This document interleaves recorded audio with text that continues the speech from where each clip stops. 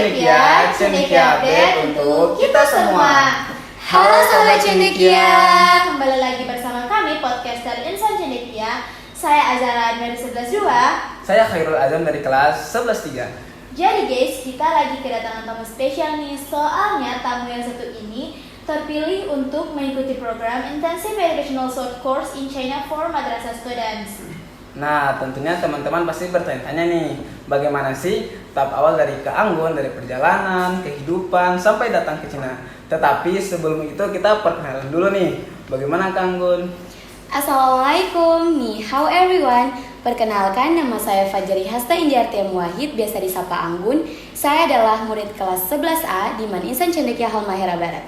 Dan saya merupakan perwakilan dari Man Insan Cendekia Halmahera Barat untuk mengikuti program Intensive Educational Short Course in China for Madrasah Students. Jadi ceritanya gimana sih sampai Kak Anggun terpilih untuk mengikuti program tersebut? Jadi untuk pemberitahuan program ini nih lumayan tiba-tiba. Jadi pertama aku dan beberapa teman aku kan ditunjuk untuk mengikuti salah satu lomba di universitas terdekat, yaitu Universitas Hairun Ternate. Dan lomba itu yaitu lomba English Speech atau pidato bahasa Inggris. Dan alhamdulillahnya dari lomba itu aku mendapatkan juara 3. Alhamdulillah, keren banget ya. Iya. Dan berjalan beberapa lama setelah selesai dari lomba itu, ada salah satu guru di madrasah yang memberitahukan kepada aku bahwa Direktorat KSKK Madrasah itu sedang membuat salah satu program nih, dan program itu bertempatnya di China. Dan beliau sudah merekomendasikan aku ke kepala madrasah untuk mengikuti program ini. Oh, jadi Kak Anggun pada awalnya direkomendasikan karena menang dari lomba speech bahasa Inggris. Iya, benar. Ya, jadi kan kita tahu kalau bahasa Inggris kan bahasa internasional ya. Iya, jadi terus kegiatan ini kan di luar negeri juga. Jadi otomatis yang mengikuti kegiatan ini harus minimal paham lah dengan bahasa Inggris. Tentunya gitu. Harus bisa. Iya, harus bisa. Jadi respon orang tua Kak Anggun gimana sih ketika mendengar Kak Anggun mengikuti program tersebut? Iya, program ini juga kan harusnya ada persetujuan orang tuanya juga ya. Dan persetujuan orang tua itu sudah kepala madrasah sudah menginformasikan kepada orang tua aku bahwa aku terpilih untuk mengikuti program ini. Awalnya orang tua aku tuh sedikit ragu karena di kegiatan ini kan aku sendiri ya. Terus aku perempuan juga, dan kegiatan ini tuh jauh di luar negeri gitu kan. Jadi mereka sempat ragu. Terus mereka nanya, kakak beneran yakin mau ikut program ini? Terus aku kayak, iya bun, yakin. Kalau nggak sekarang kapan lagi gitu kan? Mau ke Cinanya kapan lagi? Itu kan pengalaman berharga juga iya. ya. Terus akhirnya dari situ, alhamdulillahnya orang tua aku mendukung gitu. Jadi program ini juga perlu persetujuan dari orang tua, guys. Nah, persiapan apa aja sih yang Kak Anggun siapkan sebelum ke Cina? Misalnya pembuatan paspor nih pasti ada ya. Iya, benar Kamu sekali. bisa ceritakan sedikit nggak? Kalau untuk pembuatan paspor ya, pembuatan paspor itu sebenarnya lumayan tiba-tiba juga sih. Soalnya ini kan diinformasikannya tiba-tiba ya. Dan setelah penginformasian itu, setelah pendaftaran itu kita langsung pergi untuk membuat paspor. Karena ya kalian tahu lah, kalau ke luar negeri kan harus pakai paspor. Iya, seperti itu. Kalau untuk barang-barang dan lain hal, di China kan lagi musim dingin atau winter kan. Jadi dari panitia itu mengharuskan kita untuk membawa seperti sarung tangan, shawl, sweater, jaket untuk mengantisipasi badan kita supaya nggak terlalu kedinginan gitu. Jadi yang kita tahu kan kalau di Cina itu kan pastinya tempat dan iklimnya pasti beda sama Iya, Indonesia. benar banget, beda banget.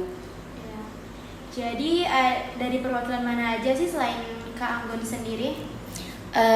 Jadi kalau ditanya dari perwakilan mana aja, sebenarnya banyak banget ya yang ikut di program itu. Dari seluruh madrasah di Indonesia ini ikut di program itu.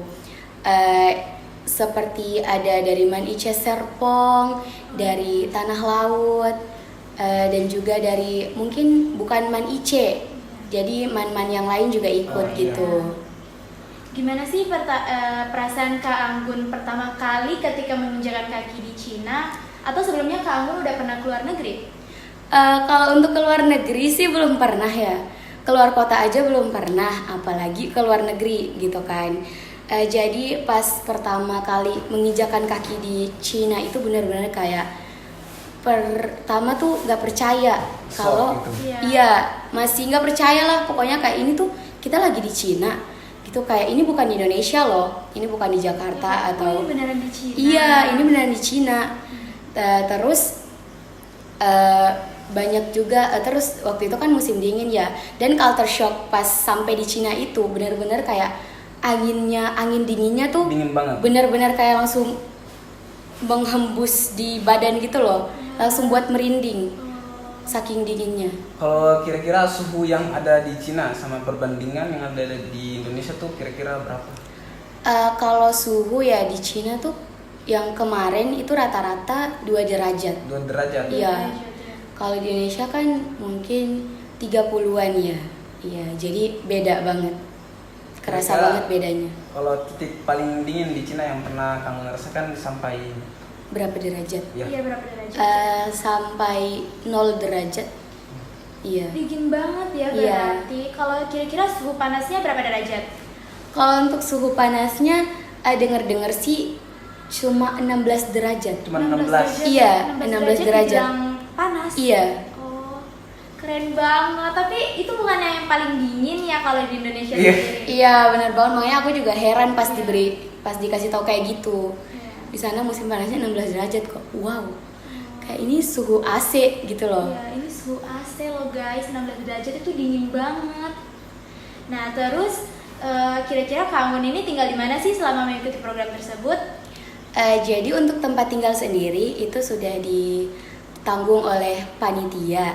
Jadi selama kita di sana itu kita tinggal di hotel di salah satu perguruan tinggi di sana di kota Guizhou, yaitu Guizhou Vocational and Technical College of Water Resource and Hydropower.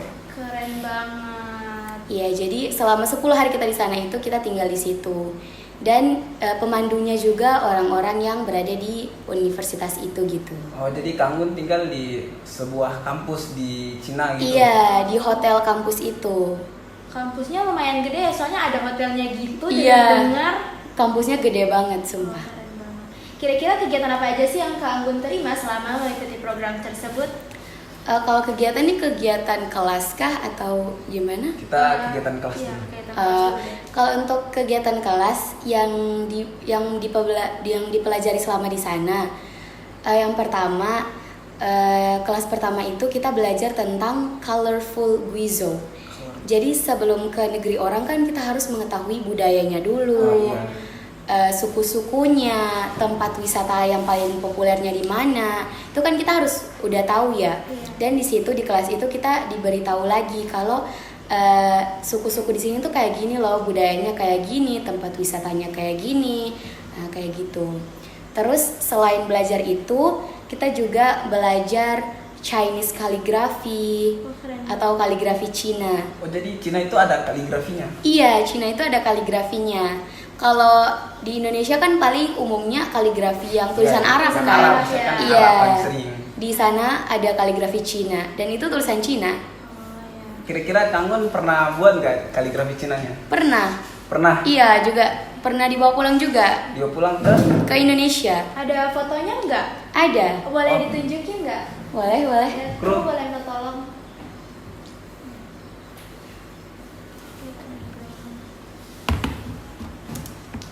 Jadi ini guys, kita bakal lihat kaligrafi Cina yang keren banget, yang dibuat sendiri oleh tangan Kak Anggun. Keren banget.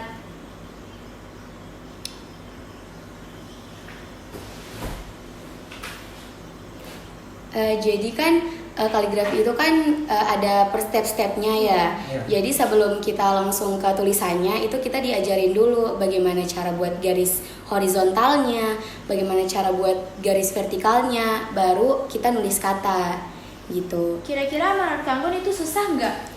Kalau menurut aku sih enggak ya. Soalnya kita nulisnya tuh kayak pakai kuas gitu loh, kuas sama tinta hitam.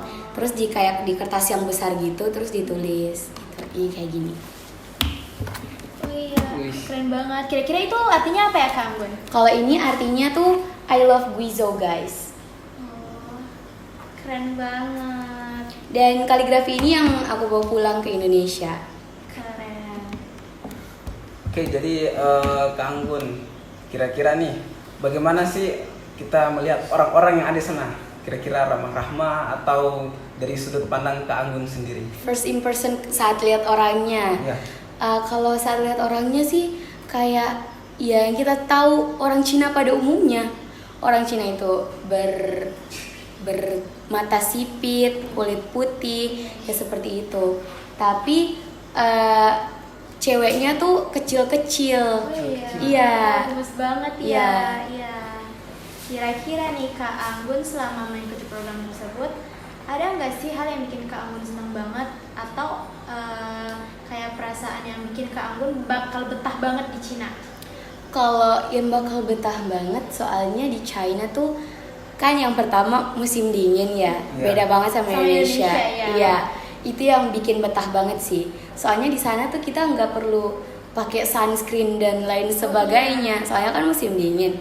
Terus di sana orangnya juga ramah-ramah.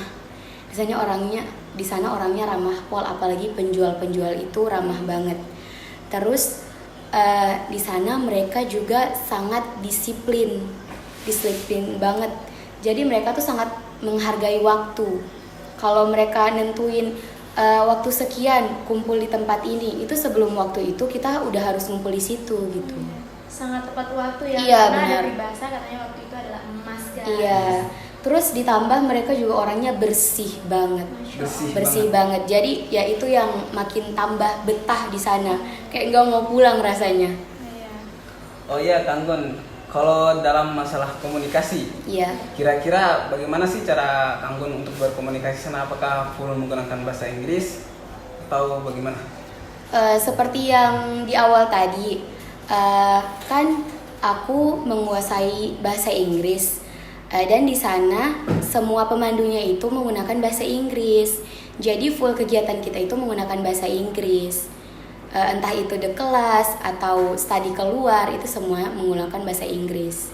Kira-kira kalau Kak Anggun keluar nih, kan gak semua orang Cina bisa Iya. bahasa Inggris ya. Iya, Itu iya, cara iya. berkomunikasi gimana? Pakai translator atau gimana? Kalau untuk ke pedagang-pedagangnya ya, kalau kita Iya. mau beli, itu biasanya kita pakai Google Translate sih. Google Translate. Iya, soalnya pas kita ngomong bahasa Inggris juga mereka nggak ngerti gitu kan. Pas mereka ngomong bahasa Cina kita juga nggak ngerti. Jadi ya mending kita Google Translate aja, terus nunjukin ke mereka, terus mereka juga Ketik balik. iya ketik balik terus tunjukin ke kita gitu. Oke, jadi Kak Anggun, kira-kira di tempat-tempat apa aja sih yang sudah Kak Anggun kunjungi Iya. saat di Cina? Kan kemarin kami sempat stalk instastorynya Kak Anggun ya. Kita lihat Kak Anggun tuh kayak jalan-jalan study tour gitu. Kira-kira Kak Anggun boleh cerita sedikit nggak? Kalau untuk jalan-jalan kita benar-benar banyak banget tempat wisata yang kita kunjungin. Tetapi lebih dominan ke museum sih. Iya, soalnya kalau ke museum itu kan bukan hanya jalan-jalan, tapi kita juga belajar banyak hal kan. Study tour ya? Iya, kita study tour. Terus yang kita sukanya saat di museum itu kita benar-benar kayak dibebasin buat mengeksplor semuanya gitu loh. Jadi kita mencari tahu itu sendiri gitu. Terus kalau tempat-tempat wisata yang paling populer di sana seperti Jianshu Pavilion itu kita datang. Itu kayak pokoknya salah satu tempat yang paling ikonik di Guizhou. Dengar-dengar Kak Anggun juga sempat ke Dolphin Plaza ya. Kira-kira Iya, Kak Anggun bisa bener cerita banget. nggak sih itu gimana sampai Kak Anggun bisa ke Dolphin Plaza? Kalau ke Dolphin Plaza itu kan yang seperti kita ketahui plaza itu mall. Iya, mall. Terus mereka bawa kita ke situ buat belanja. Awalnya aku sendiri nggak tahu kayak Dolphin Plaza, oke mungkin namanya aja. Tapi ternyata pas sampai ke sana itu benar-benar bentuknya tuh kayak dolphin, kayak lumba-lumba. Keren banget. Gitu. Iya, jadi benar-benar kayak wow, baru pertama kali banget nih datang ke tempat kayak gitu yang bentuknya kayak lumba-lumba gitu, dan itu merupakan salah satu yang paling populer sih di sana. Oke, jadi Kak Anggun kira-kira bisa Kak Anggun ceritakan dari awal dari hari pertama Kak Anggun datang ke Cina sampai pada hari ke-10. Oke. Jadi di hari pertama itu merupakan hari yang full perjalanan. Jadi pokoknya full perjalanan. Kenapa? Karena mulai dari jam 8 pagi itu kita udah berangkat dari hotel, dari Pusdiklat. Kita udah berangkat ke Bandara Soekarno-Hatta kan. Terus keberangkatan kita ke Cina itu jam 12 siang. Iya, jam 12 siang dan kita tiba di China itu sekitar jam 7 malam. Oh, lumayan lama ya. Kira-kira itu Iya. berapa jam ya? Kalau dari Jakarta ke China itu sekitar 6 jam. 6 jam. Terus Iya. pas di Cina transit lagi nggak? Iya, kita transit lagi. Dari Jakarta kita ke Guangzhou, baru dari Guangzhou kita ke Guizhou. Oh, kira-kira itu berapa jam juga? Kalau dari Guangzhou ke Guizhou itu kurang lebih 3 jam. Oh, Lama Iya. banget ya perjalanan. Iya. Iya, jadi banget ya, guys. hari pertama tuh benar-benar yang capek banget Full soalnya perjalanan. full perjalanan. Terus di hari kedua kita opening ceremony. Dan di opening ceremony itu kita perkenalkan nih tentang teh khas di sana. Oh, teh khas Cina ya? Iya, dan kita diajarin cara pembuatan teh itu. Keren banget. Iya. Dan yang paling uniknya, biasa orang tahu kan teh itu kan ya udah teh gitu kan, Teh celup, ya. teh celup pakai gula. Iya. Di sana enggak, tehnya itu pakai bubuk. Terus harus dicampur sama air panas terus kayak dikocok-kocok gitu sampai berbusa. Oh, Dan di atas busanya itu kita bisa menggambar sesuatu yang kita keren inginkan. banget. Bisa gambar di atas teh. Iya, bisa gambar di atas teh. Kamu sempet bikin nggak? Sempet bikin. Boleh lihat fotonya nggak? Kita kepo banget nih. Boleh banget. Keren banget ya. Iya, jadi- Dimana kita tuh kalau bikin teh kan tinggal dicelup ya, tapi ini beda banget. Kita bisa menggambar di atas teh, guys. Iya, jadi waktu itu juga benar-benar kayak pengalaman pertama juga ngelihat orang bikin teh kayak gitu. Jadi kayak kagum banget. Oh, jadi teh mereka tuh kayak gini. Iya guys, keren banget. Oh my god. Kira-kira soal rasa nih, bedanya apa sih sama teh Indonesia? Teh Cina tuh ya guys, mereka gak pakai gula, No Jadi- gula, no gula. Jadi rasanya gimana? Rasanya ya udah hambar hambar. tawar, kayak gak ada rasa lah. Kayak minum air putih atau Enggak sih, kalau minum air putih kan emang kayak plain Pure. gitu Iya. kan. Iya, kalau itu kayak ada pahitnya dikit lah. Tapi nggak yang pahit-pahit banget. Gitu. Terus setelah opening ceremony, kita dibawa kampus tour keliling kampus gitu. Kan kita tinggalnya di kampus ya. Di kampus.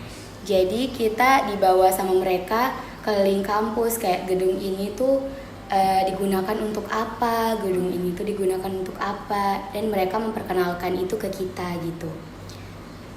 Dan yang paling spesialnya di sana tuh jalannya bisa nyerap air. Bisa nyerap air. Iya.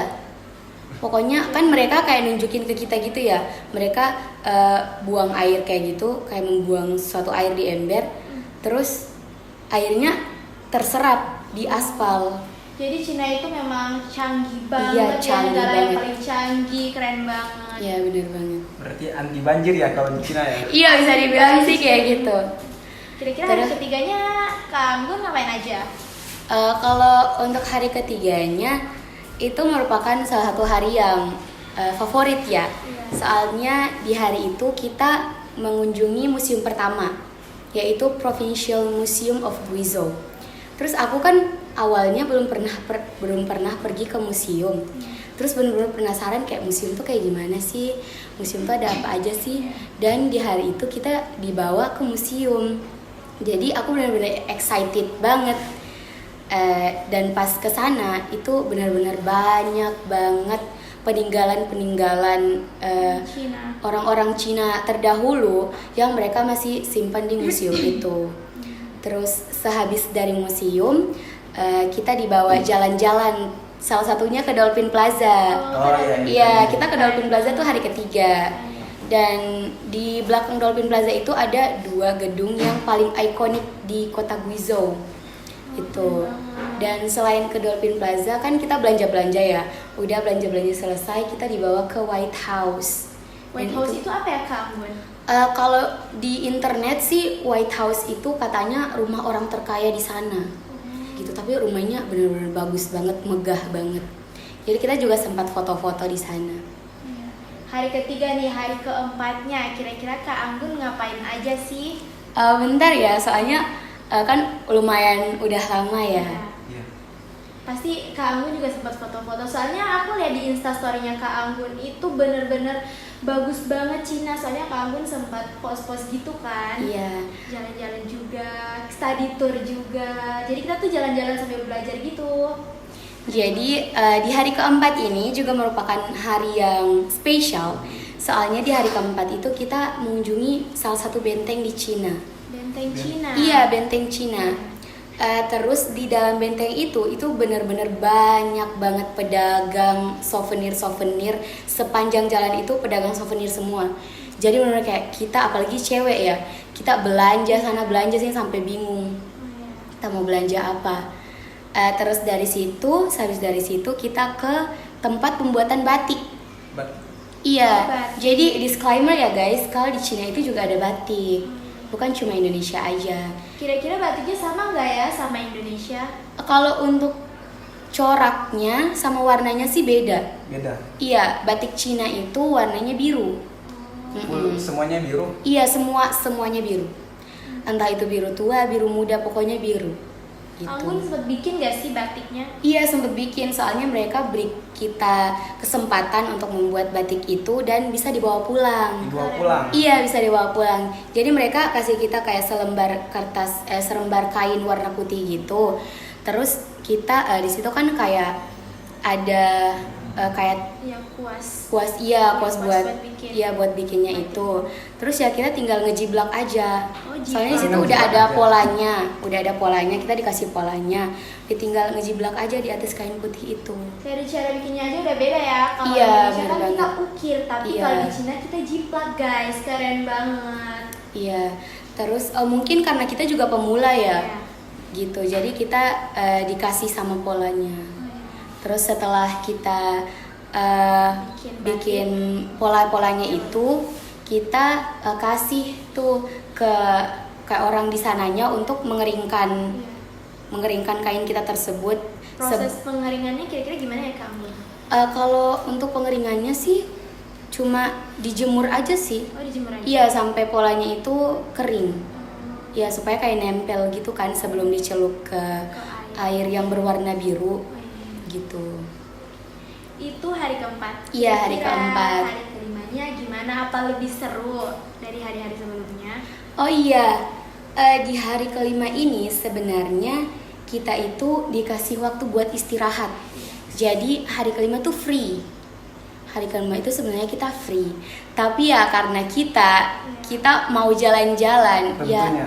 iya tentunya. Ke Cina, masa Udah kita ke cuma Cina di masa hotel doang? iya masa berdiam diri di hotel doang Iya. kayak nggak ada kegiatan apa-apa kan nggak seru ya. Jadi kita minta ke panitianya buat bawa kita jalan-jalan, minimal ke mall lah untuk belanja gitu kan. Jadi hari kelima itu kita dibawa tuh ke mall terdekat. Dan di mall itu waktu itu tuh ada festival. Kebetulan banget waktu itu ada festival anniversary keempat tahunnya mall itu berdiri. Oh, mallnya baru ya? Iya, mallnya baru banget. Terus pas kita ke sana itu aku benar-benar shock soalnya di tengah-tengah mallnya itu kan mallnya besar ya, tapi di tengahnya tuh kayak ada bundarannya gitu. Terus di tengah-tengahnya itu ada balon yang kayak dirakit-rakit gitu, bentuk kera. Bentuk Keren kera. banget. Iya, kera. Balon dirakit. Iya, balon. Keren banget. Keren banget memang.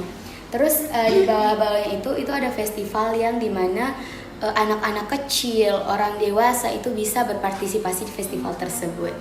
Iya. Ya kan Cina itu negara yang maju lah, negara yang canggih. Gimana sih perasaan Kak Anggun waktu pertama kali masuk ke mall itu? Apa ada hal yang membuat Kak Anggun kayak, wah ini keren banget, ini itu ada nggak? Kalau ke mall itu sih itu ya. Soalnya kayak siapa sih yang kepikiran buat ngerakit balon sebanyak itu gitu. Terus di setiap marketnya China itu mereka udah pakai transaksi yang online gitu. Ya, namanya Alipay. Alipay. Iya, jadi sebelum kita ke sana kita udah harus ngedownload aplikasi itu, terus udah harus top up kayak uang kita udah harus masuk ke situ. Oh, kayak GoPay Dana. Iya gitu, kayak gitu. Nah, kira-kira Kang Gun nih, kalau melihat masalah harga, kira-kira barang-barang yang ada di Cina sama Indonesia itu lebih murahan mana? Kalau lebih murahan mana? Kalau ikut kurs Cina ya. Kalau ikut yuan itu barang-barang Cina bisa dibilang murah. Murah. Iya, tapi kalau dirupiahin ke Indonesia ya otomatisnya mahal. Iya, gitu. Terus dari hari kelima, besoknya hari keenam, ini tuh menurut aku hari yang paling melelahkan. Kenapa? Karena di hari itu kan kita tuh dibawa kita pengen dibawa ke salah satu radio teleskop terbesar di dunia. Itu radio teleskop terbesar di dunia yang dibangun di Guizhou. Jadi benar-benar istimewa banget Guizhou itu. Jadi sebelum kita ke sana itu kita udah dibilang kayak kalian packing barang kalian untuk 1 malam kita nginep di sana. Gitu, dan kita kaget dong. Oh berarti kita tinggal di sana 1 malam gitu. Nginep? Iya, nginep di salah satu hotel di sana. Soalnya jarak antara college kita ke tempatnya yang ingin kita kunjungi itu jauh banget, 3 jam. Iya, lumayan jauh. Iya, jadi kita otomatis supaya nggak bolak-balik, supaya kita nggak capek, jadi mereka nginepin kita di salah satu hotel terdekat di situ. Jadi pas sampainya kita langsung dibawa ke tempat yang mau kita kunjungin itu, atau FAST, radio teleskop terbesar di dunia. Dan sebelum kita ke sana itu penjaga-penjaga di situ itu bilang ke kita bahwa kita nggak boleh bawa masuk perangkat elektronik. Oh, karena takutnya nanti mengganggu di Iya, Berarti takutnya. kamu juga nggak sempat foto-foto ya atau buat Iya, video? sempet sih foto tapi pakai kamera khusus di sana. Jadi kita harus sewa lagi gitu. Jadi sebelum kita masuk kita udah harus nitipin barang-barang elektronik kita, dompet-dompet kita, tas segala macam.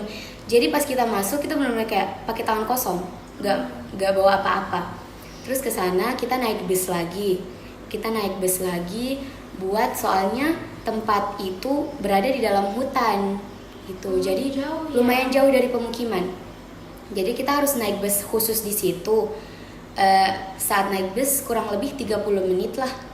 Udah pas sampai itu kan capek ya, perjalanan 3 jam terus 30 menit lagi.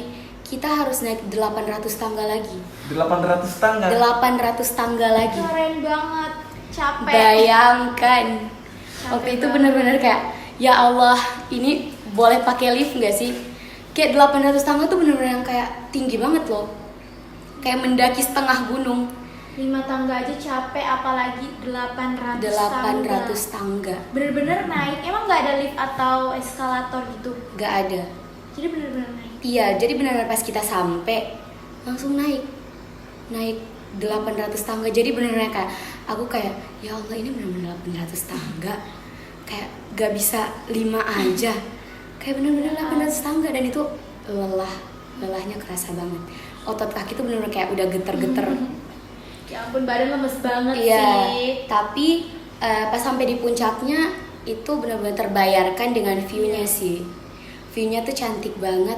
Terus radio teleskopnya tuh benar-benar kayak piringan besar kayak berwarna putih, terus dikelilingi sama bukit-bukit. Jadi benar-benar kayak keindahan alamnya mantap banget. Keren banget. Iya. Terus di sana juga kita sempat foto-foto. Soalnya kita nyewa kamera yang khusus di sana. Jadi alhamdulillahnya kita punya kenangan di tempat itu. Iya, setelah mendaki 800 tangga. Perjuangan. Iya, setelah berjuang akhirnya. Awalnya juga kita kayak, ini kita nggak boleh bawa HP, berarti di sana kita nggak boleh ngerekam ya. Padahal di sana tuh emang udah ada kamera khususnya. Itu kan hari ke-6-nya. Iya. Hari ke-7-nya itu melelahkan atau menyenangkan sih menurut Kak Anggun? Kalau hari ke-7-nya itu kan setelah balik dari situ itu kita kan nginep di hotel yang itu kan yang udah disediain oleh panitia, nginep 1 malam dan hotelnya itu benar-benar kayak bagus banget guys, bintang 5. Keren banget. Terus hotelnya juga temanya astronot, keren banget, itu keren banget. Ada temannya sendiri ya? Ada patung-patung astronotnya, Keren banget. lucu banget sumpah. Terus di hari ke-7 itu kan besok paginya kita setelah menginap 1 malam di situ, besok paginya kita dibawa pulang tuh. Tapi sebelum pulang kita ke museum dulu, museum FAST itu, museum tempat yang kemarin kita kunjungi itu loh. Jadi di museum itu mereka ngejelasin kalau tempat itu tuh berdirinya sejak kapan, pendirinya siapa, terus tahapan-tahapannya gimana, itu mereka ngejelasinnya di situ. Dan kita juga baca-baca di situ, akhirnya kita tahu. Jadi ya waktu itu kita gak hanya sekedar jalan-jalan ya, tapi kita juga belajar. Setiap perjalanan pasti ada pembelajaran, gitu. Terus setelah dari situ kita naik bis lagi, kita ke Skybridge. Skybridge tuh jembatan, ya bisa dibilang jembatan langit lah. Soalnya jembatannya tuh tinggi banget. Oh, baru di bawahnya Tinggi banget, terus jauh banget dari tanah. Iya, saya sering lihat. Iya. Di TV-TV gitu Oh kan. iya, benar-benar kayak itu kan dilihatnya real life ya. Jadi awal sebelum kita ke spot fotonya ini yang memperlihatkan Skybridge-nya itu kita lewat di Skybridge-nya. Tapi aku nggak sadar kalau itu Skybridge gitu loh. Soalnya kan di dalam bis. Terus kan kita nggak bisa ngeliat keluar kan. Jadi kayak belum tahu kalau ini tuh Skybridge. Pas sampai ke sana baru benar-benar kayak dilihat ketinggiannya itu benar-benar tinggi. Kayak benar-benar di angkasa ditambah waktu itu kan musim dingin jadi berkabut. Gitu. Jadi benar-benar kayak di luar angkasa. Iya bener banget. Iya benar-benar kayak lagi di langit sumpah. Soalnya jembatannya tuh benar-benar tinggi banget. Terus oh ya, terus aku juga sempat foto pakai bendera IC di situ di Skybridge itu. Oh iya, kita lihat juga ya di Iya, aku fotonya itu di Skybridge. Keren banget ya. Ya. Terus setelah perjalanan yang lumayan melelahkan, hari ke-8-nya itu kita di kampus. Di kampus. Kita kelas pertama jam 9 itu di kampus. Kita kelas tentang mineral. Itu anak geo banget sih. Iya, mineral Harusnya kita tentang ikut ya. mengidentifikasi mineral. Jadi kita dikasih kayak 4 mineral gitu. Terus kita mengidentifikasi ini tuh mineralnya tuh termasuk di mana gitu. Gitu. Keren banget. Iya keren banget dan itu pertama kalinya aku ngelihat mineral secara langsung. Iya. Gitu. Terus setelah itu kita ke Geological Museum. Jadi setelah kita belajar mineral yang tadi, kita ke museumnya. Jadi kita ke museum mineralnya atau museum geologi. Di museum itu bukan hanya mineral aja, tetapi yang paling aku suka itu ada fosil-fosil dinosaurus. Fosil dinosaurus, sumpah itu keren banget. Besar banget nggak? Besar banget. Fosil-fosilnya tuh benar-benar kayak tulang yang disusun-susun gitu kan. Terus atau ada yang kayak batu-batu yang kayak ngejiblak tulang-tulangnya gitu. Oh, iya. Itu banyak banget. Kayak hewan-hewan purba itu banyak banget. Terus aku suka banget di situ. Terus sepulangnya dari museum itu kita ke Big Data. Big Data itu kayak tempat pengelolaan data di Guizhou gitu loh. Iya. Jadi saat kesana kita nggak diizinkan untuk merekam. Oh, mungkin Merekam. privacy. Iya privacy, iya benar. Jadi kesana kita benar-benar udah dikasih tahu jangan ngerekam ya, soalnya ini tuh privacy. Terus kita kayak oh iya. Jadi di sana juga kita diajarin sama tour guide-nya. Diajarin kalau di Guizhou tuh data yang contohnya data Alipay itu tuh dari ini sekian presentasinya sekian kayak gitu. Oh itu ada di situ semua. Iya ada di situ semua data ada di situ semua. Keren banget Iya ya guys. itu juga keren banget sih. Terus dan yang paling wow-nya di tempat itu kita bisa ngetes seberapa aman password kita, kata sandi kita, gitu.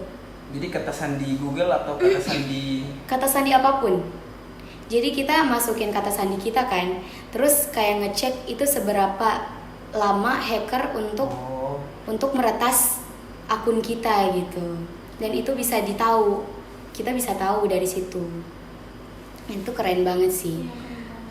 Terus di hari ke-9 itu kan H-2 udah mau pulang ya. Iya. Jadi itu tuh udah masuk di hari-hari yang lumayan menyedihkan. Soalnya kita udah mau berpisah. Udah mau balik ke Indo. Terus di hari ke-9 itu kita ada 2 kelas. Kelas yang pertama kita belajar tentang air, water treatment atau pengelolaan air gitu. Dan yang aku sukanya dari kelas-kelas itu, kita nggak hanya belajar teori, tapi kita juga praktek. langsung praktek. Iya, langsung praktek. Dan salah satunya di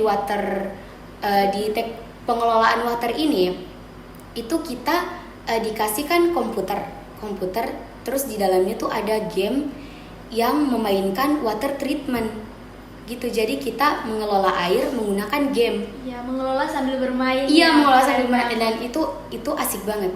Itu menurut aku itu nggak bosan sama sekali.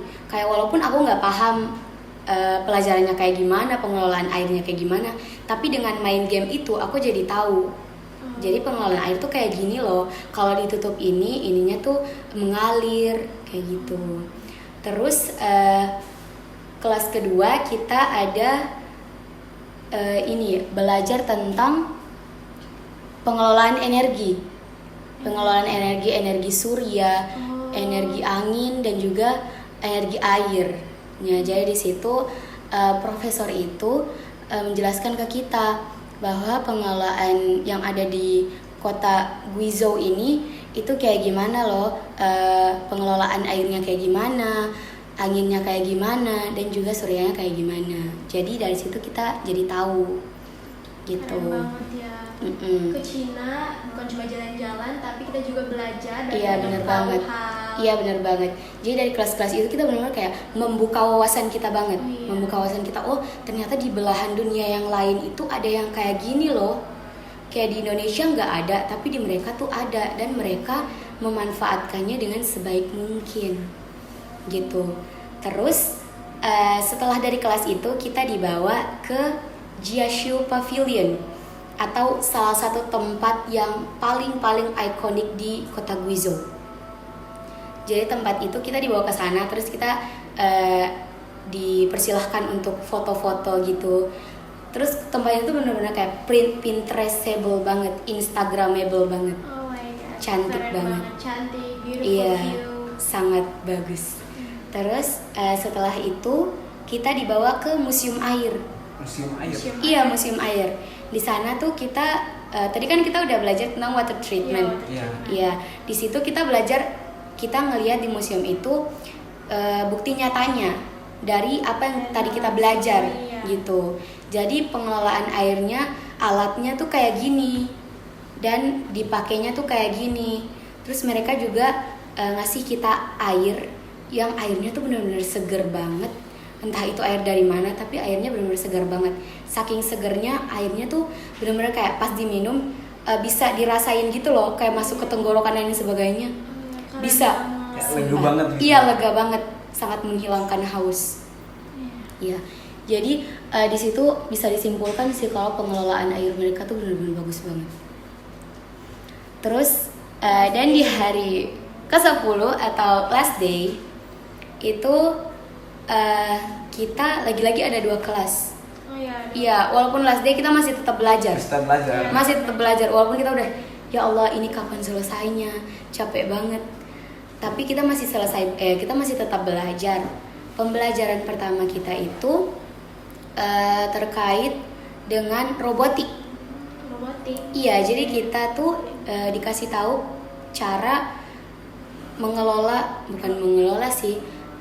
cara mengontrol robot yang udah mereka sediain gitu. Keren Jadi banget. iya, jadi robot-robot itu udah mereka buat dan mereka sediain. buat nanti kita yang mainin. Iya. Iya.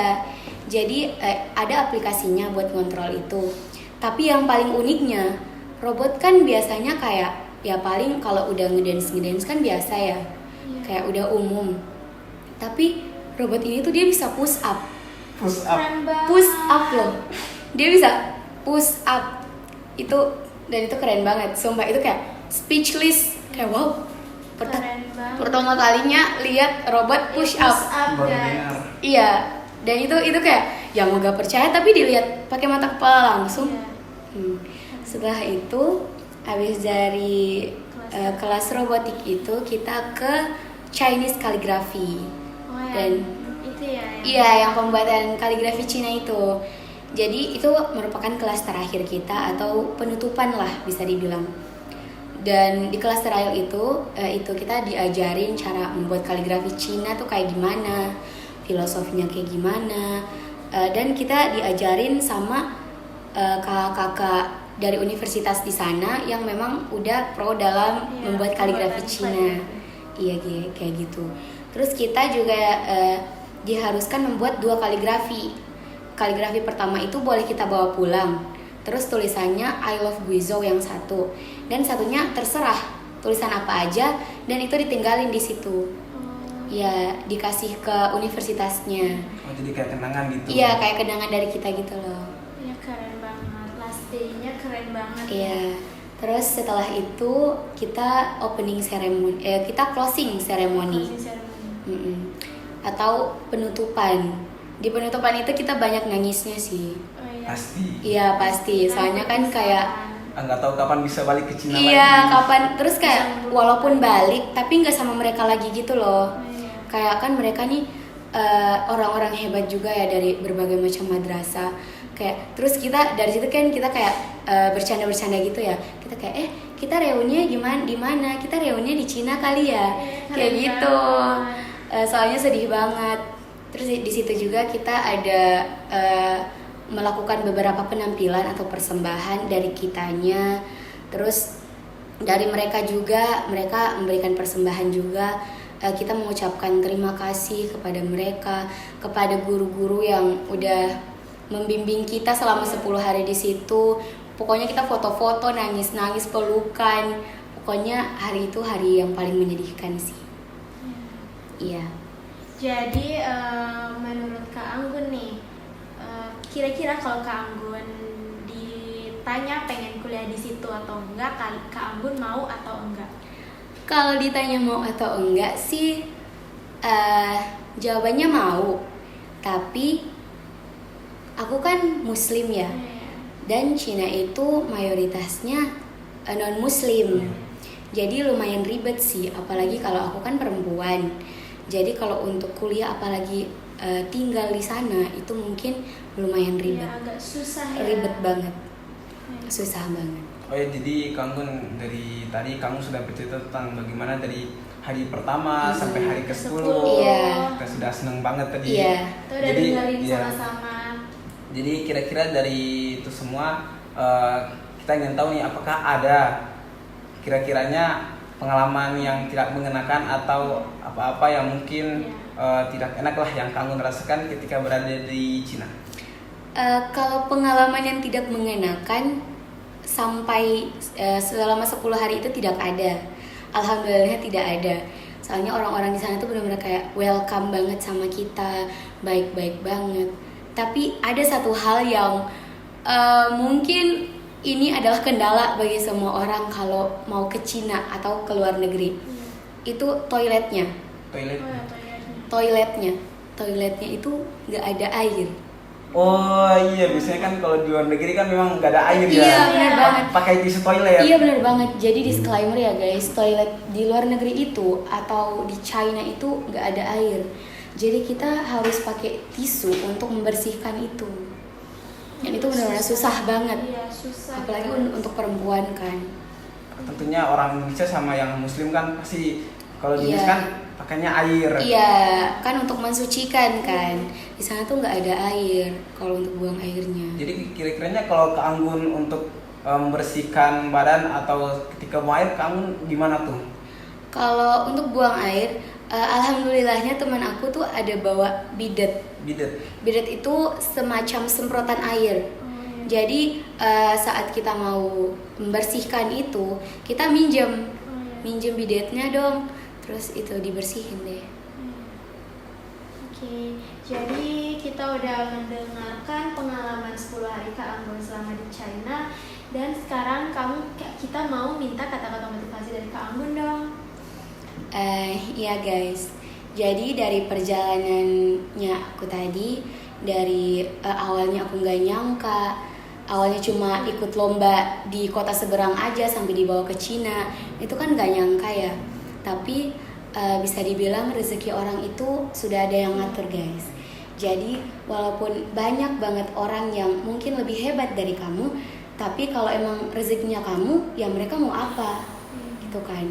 Jadi ingat kalau rezeki kalian itu udah ada yang ngatur. Iya. Oke guys, mungkin sampai sini saja pembahasan kita bersama Kak Anggun. Mungkin dari apa-apa yang tadi sudah dijelaskan Kak Anggun bisa menjadi motivasi dalam kita untuk bisa meraih impian kita untuk kedepannya. Iya benar banget. Apalagi mungkin yang pengen kuliah atau tinggal di luar negeri, itu benar-benar harus persiapan banget sih. Harus persiapannya harus matang banget. Soalnya luar negeri itu menurut aku salah satu tempat yang lumayan asing, berbeda banget sama Indonesia. Oke guys, jadi sampai sini dulu ya podcast kita pada hari ini. Jangan lupa like, komen, and subscribe. Dan jika kalian penasaran dengan info cendekia selanjutnya, bisa dilihat di akun Humanis di bawah ini ya. Madrasah Indonesia Maju, bermutu, mendunia. Dah.